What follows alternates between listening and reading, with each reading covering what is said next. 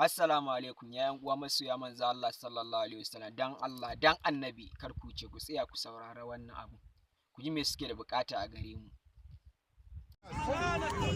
ايش فيه؟ دبابات وسطى. يا ساتر يا ساتر يا ساتر يا ساتر. ايش فيه؟ دبابات؟ الحد وقع. يا ساتر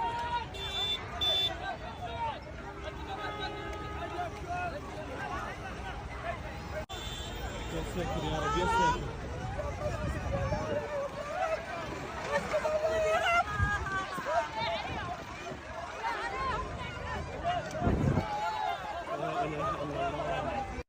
Ya uwa masoya manzo Allah sallallahu alaihi wasallam, na san kowa yana da matsala a rayuwa, amma na wani yafi wani. Mu a gidanmu akwai irin wannan matsala na yunwa da wannan wahala na yaƙi da kuma wannan abu da yake faruwa na kidnapping, amma mu duba abin da yake faruwa a Falasɗin na mu taya su da addu'a dan girman manzon Allah sallallahu alaihi wasallam.